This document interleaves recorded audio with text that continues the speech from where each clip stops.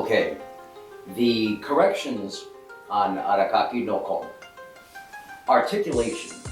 If we remember the word articulation, it'll be the key for everything that we're dealing with right now. Primarily, before anything even begins, how do we hold the weapon? The weapon goes in between the deltoid and the pectoral muscle, stored as such, so that there's not a lot of motion that's going to get us in trouble later on. And you'll understand that as we talk about the use of this later on in more advanced motions.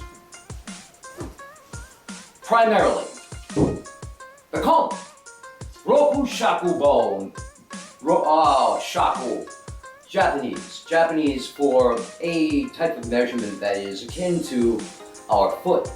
Not exactly, but close enough for government work. Now, roku shaku bone, the standard, is a 6-foot stick.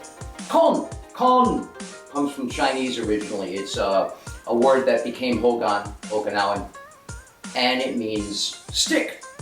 It has nothing to do with how long it is. So, we use a 5-foot kon. Why? A lot of reasons. Number one, go to Lowe's, you can buy them. If you break it, you buy another one, they're not expensive. Number two, easy to store, easy to put in the car, doesn't take too much space.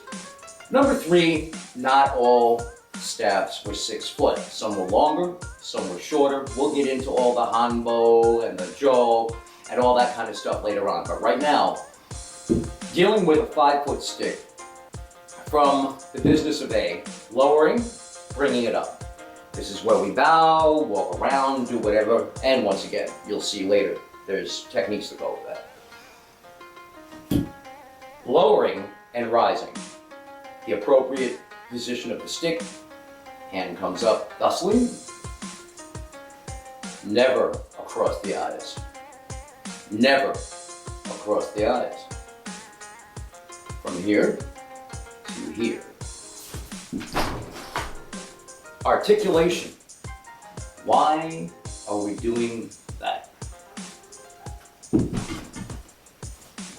For good reason. Kiyoshi Bianca brought up the subject of, and I didn't make this up, the motion that he saw me do in order to fold my hakama under me when I was doing EI.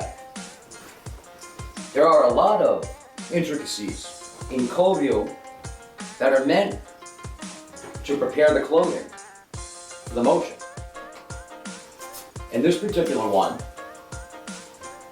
this motion is articulated in order to get my arm out of the sleeve.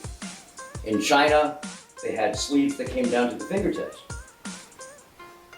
Nowhere near as long, but still, here, get the hand out of the sleeve and never crossing the eyes. The wrist. If the wrist is not used in the articulation of the staff, what you have is a hammer, swing it around, everything is a nail. From here, over, articulation both pulling and pushing. Articulation of the wrist.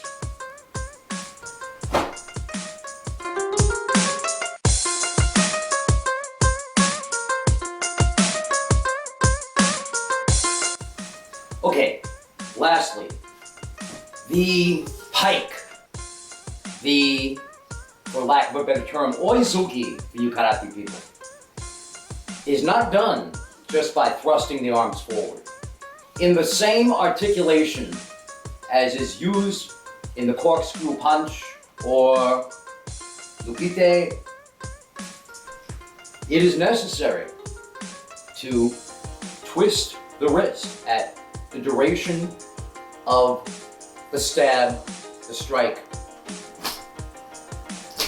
Just that last little twist is enough to really give it power.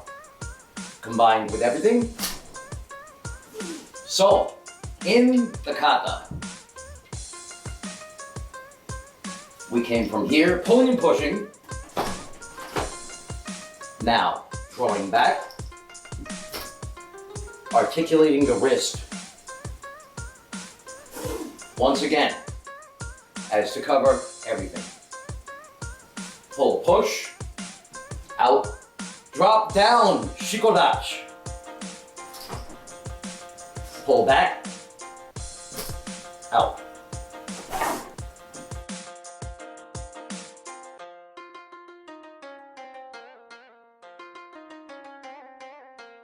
Okay, lastly, in this Satori study group segment, what the hell is that?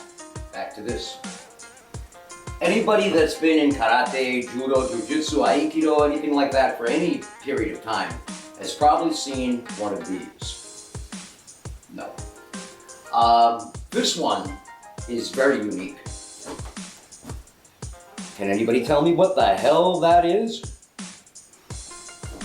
Once again, for those of you that read kanji, or katakana, or hiragana, or whatever the hell that is, I'm looking forward to your answers on this one. What the hell is that? Us! Have a good one.